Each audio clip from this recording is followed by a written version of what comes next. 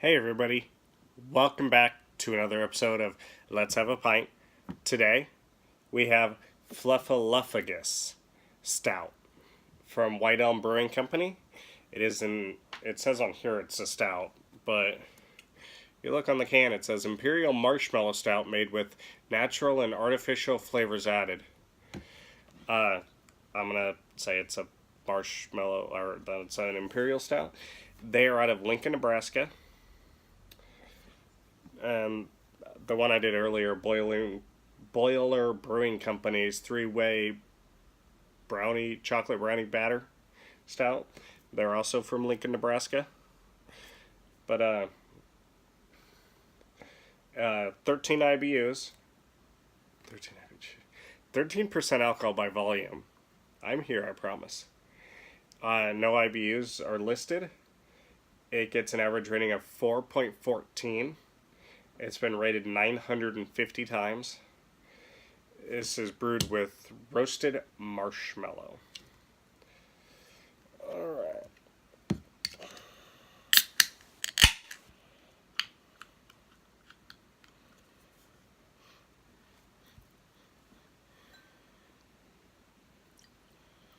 Oh yeah, that's a big one.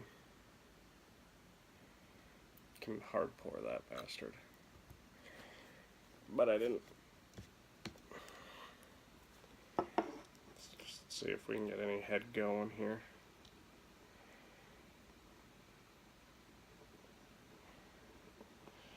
This has virtually no head. I whipped up very little, but I can smell it.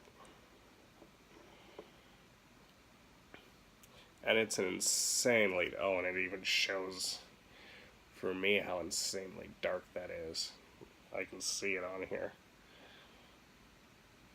Apparently I got a point over there. Doesn't look like I'm pointing at it. But not much of a head. And it's not very thick.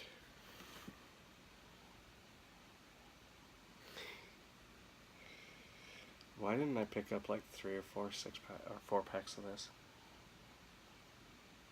Oh my goodness.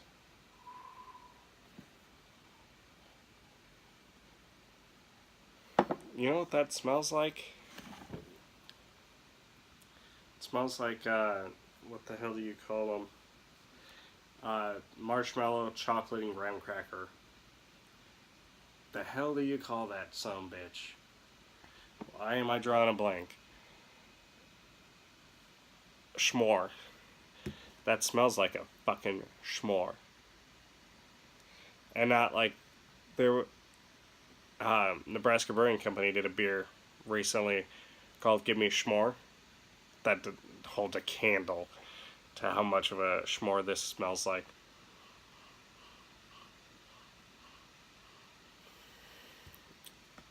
Here's the thing, the reason it gives me that vibe of schmore is because of the marshmallow. The marshmallow is the only thing that really gives off an odor. And I do love the smell of marshmallow. I am excited.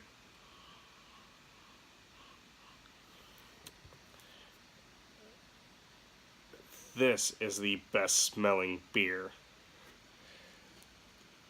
I have ever had the luxury of smelling.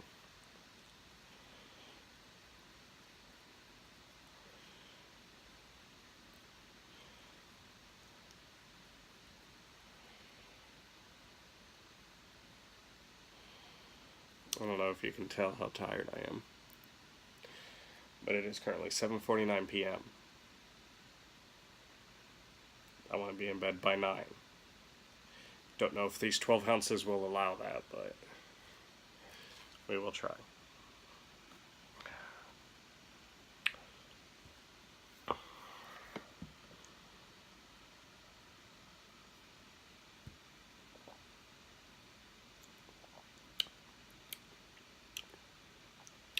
These 12 ounces will allow it.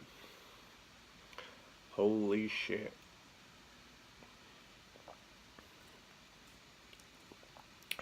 That's marshmallow in a glass. Whew.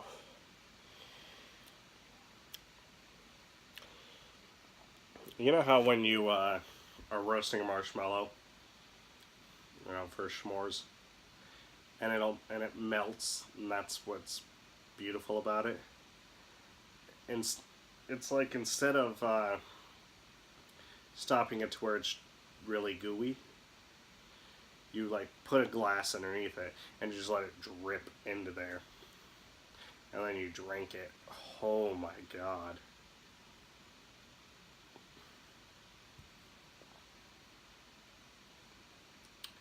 That is impressive.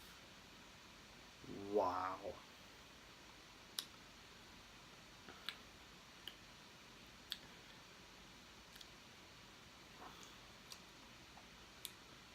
I'm going to be right back.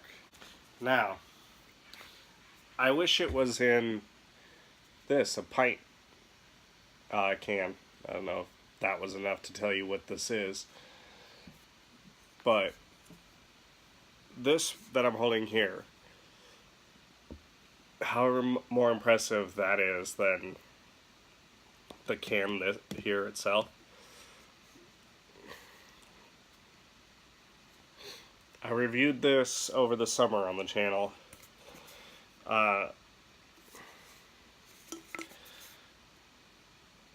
as a refresher, this was: enjoy this rich, ridiculous, and screwballish Imperial Stout with hints of molasses, lactose, chocolate, almond, hazelnut, vanilla bean, cinnamon, oak spiral, chili, marshmallow, muscovado sugar, and coffee. Made for bozos. So far, ooh, I gotta clean that better. So far, this is my beer of the year. This might beat that out. I mean, I gotta go back, watch the video on this one.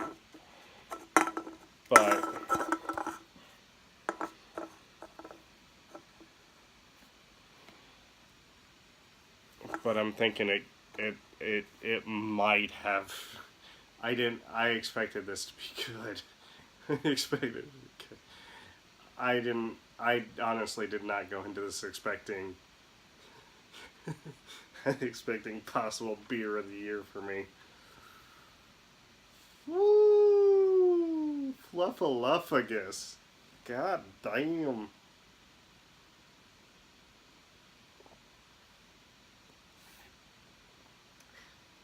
I mean, are we sure that's 13%? Are we sure that's not 6%? I mean, yes, it has too thick of a body to be 6%. You know, when a beer is 6%, you can tell it is not that big because of the body. But usually when something is 13% alcohol, you can tell that it is,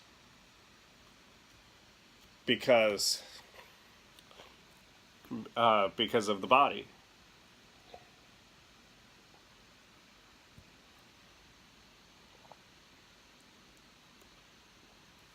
And I mean, yes, from that, yeah, I can tell it is.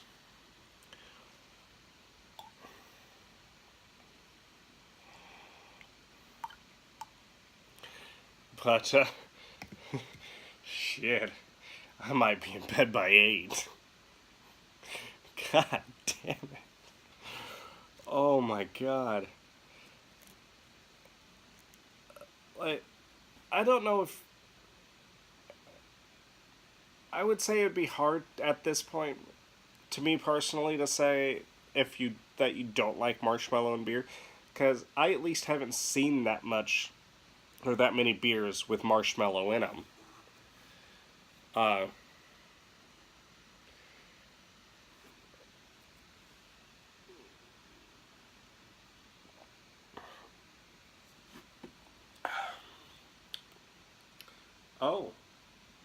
Subtly, there is a hint of alcohol there. But it plays very, very well with that roasted marshmallow.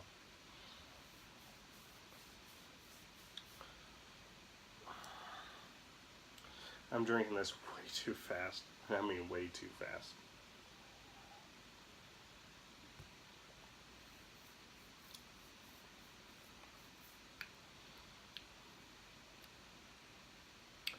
The alcohol's throughout with the marshmallow. It's just underneath it.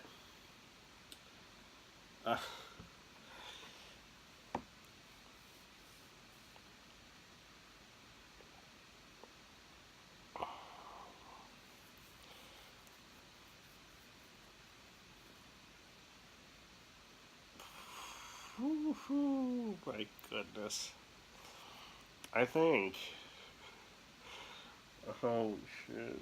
I think.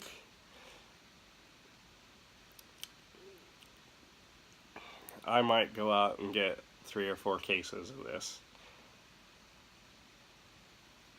And I don't think I'm kidding. Oh my.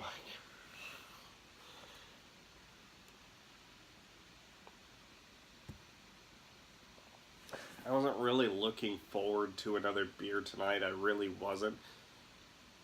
I was thinking, well, if I wasn't stupid and I hadn't done started the review before I had drawn up a new top 25,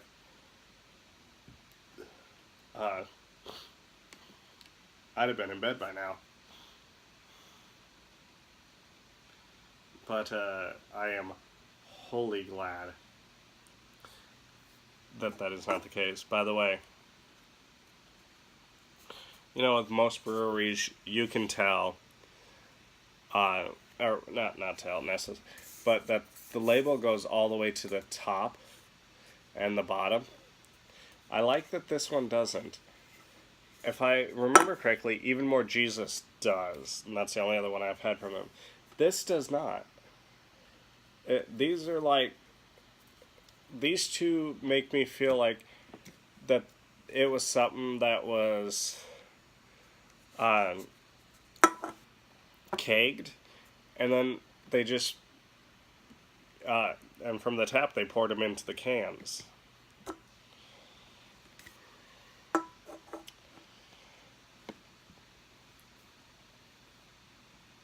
Damn.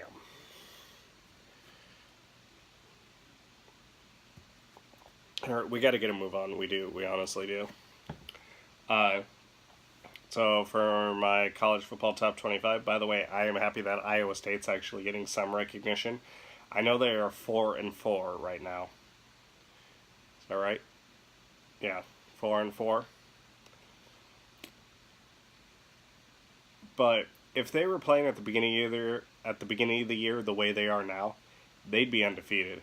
Iowa State, I think, is the cream of the crop for the Big 12. I really do. I really, really do. I don't have them highest ranked in the Big 12 just by virtue of where they started versus where others had started. But same as always, number one, although they might not be next week. Here's the thing with Alabama. They have not really been in a fight this year. They've not played anybody good. The team they're going against has been in a position of playing really good competition 4 times. This will be the 5th time in 9 games that they'll have played somebody that's tough. You don't think LSU doesn't know where they are, what they're capable of? You think they don't know what it's like to get socked in the mouth? Because Alabama's going to sock them in the mouth. They sure will. But we've seen how LSU responds to that. Alabama has not been socked in the mouth. We do not know how they respond to that. Now, granted, I expect it to be a close game. I expect LSU to win by a point or two. Just by virtue of Alabama doesn't have the experience of playing big, tough games so far this year. And LSU does. It'll either be that or Alabama will make a quarterback switch late in the game. That'll let them slide by to their experienced quarterback that's been in this position and played in big games. If Alabama does not make that quarterback switch to the experienced guy that's been in big situations, I think they lose. Number 2, Clemson, as it's been. 3, Michigan, as it's been. 4, Notre Dame, as it's been. 5, LSU, as it's been. 6, Georgia, as it's been. I might have jumped Georgia over UCF. I think I had UCF at 6. I've dropped them to 7. And they might honestly drop further.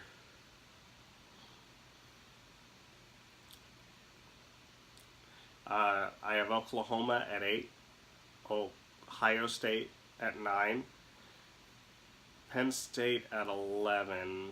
But I kind of want to switch Penn State with number 11, which is Iowa State. I'm going to leave it though. But hell, when was the last time Iowa State was ranked 11th? Has Iowa State ever been ranked that high? And I know in the actual rankings they're like 23 or 20. No, they're 22nd. Have they ever been ranked that high? I've seen them creep in before at number 25. Whew, excuse me. But that's the most I've seen. But honestly, I'm high on Iowa State. I expect they're going to win out this year. That, like I've said in past top 25 listing videos, there is a reason Iowa State restructured Matt Campbell's contract to make it a bitch to get him out of there. Because if they're going to lose their coach, they're going to get paid big for losing their coach. So I think they restructured it to where it's like a $3 million buyout. And not a lot of universities are willing to pay something like that. They'll look elsewhere and hope for the best. I mean, not like hope for the best, like, you know, the other coach is not that good. They might be as good as Matt Campbell. But there's a reason a team that has never been as good as Iowa State's looking, or there's a reason why Iowa State is where they're at when they have never looked half as good as they are. Number 12, I have Florida, West Virginia. I have at 13th. I just can't justify having them higher. They're a great team. They really are. They have no defense. I have Kentucky at 14 because I cannot justify moving them up much when they're winning by a point against Missouri. Or no, I think I dropped them. I think I had them at like 12 or 13 before. But I expect they'll win out. They'll move up. Washington State, I have at 15. Utah, 16. Syracuse jumps back in at 17. Most of this is going to be new teams from Utah down, actually. Washington at 18. Houston at 19. Utah State at 20. Mississippi State at 21.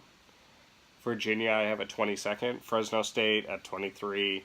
Wisconsin at 24. I still have them holding in there, but barely. I don't know if they stay ranked or not, honestly. I'd have to see what their coming schedule is, if they get saved by that. And then I have Michigan State running out the top 25. I honestly think Wisconsin's a better team than Iowa, and that's why you see Wisconsin ranked and not Iowa.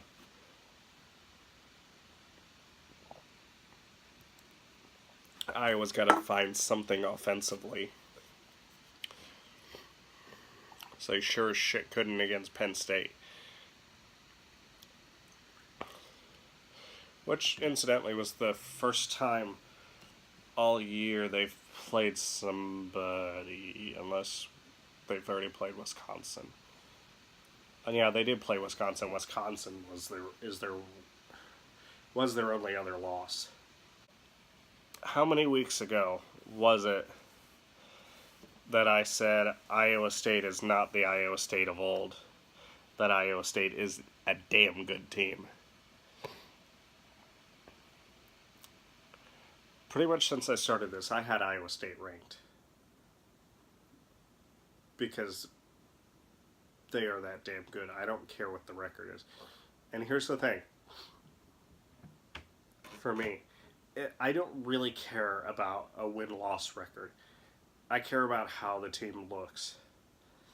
And that team coming into the year looks way different than it does now. So does Nebraska. But I haven't seen enough from Nebraska that I would even consider ranking them.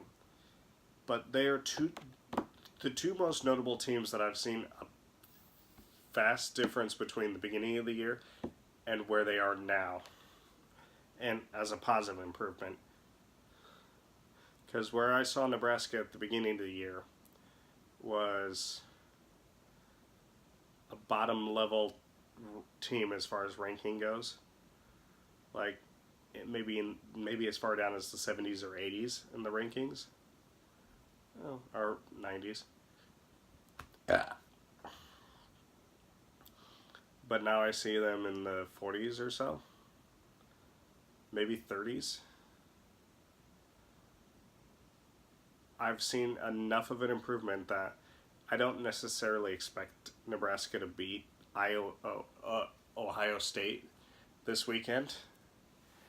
But they will give Ohio State a game.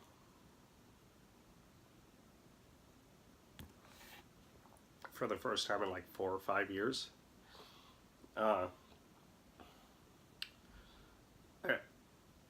Their strength is their offense.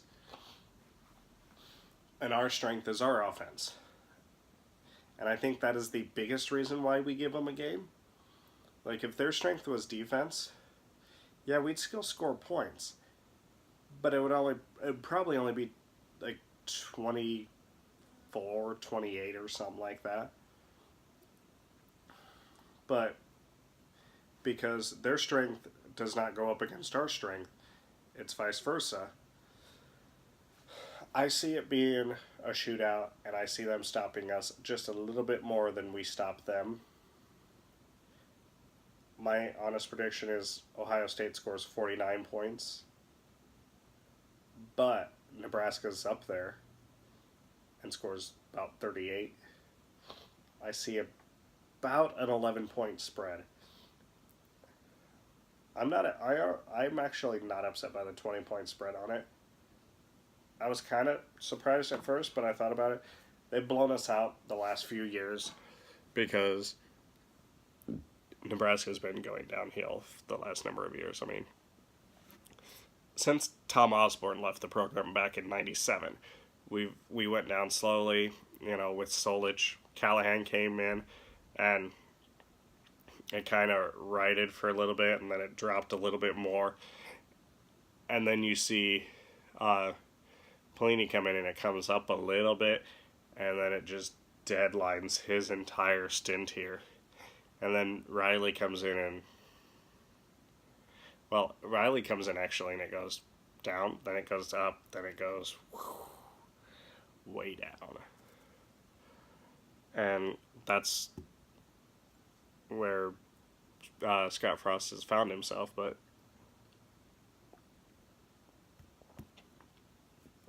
just like Michigan, just like Texas, Nebraska has the right guy. They'll be fine. I don't necessarily think Texas is back this year. I really don't. But I think you see next year, Texas is the Texas of old. The Texas of old. They won't be winning national titles a lot, but they'll be winning a lot of games. They'll be doing 10, 11, 12 win seasons, 13 win seasons, 14 win seasons. Michigan will be the Michigan of old, where they're winning 12, 13, 14, 15 games a year from this year on. Nebraska, 2 or 3 more years down the line, will be the Nebraska of old and winning 12, 13, 14, 15 games a year.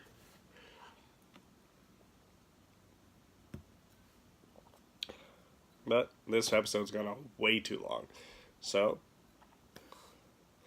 you already know what I get this in. I want to get like about 4 more cases. Rating on this? Probably already guessed that too. This is going to get a 5-star. Till next time, Prost.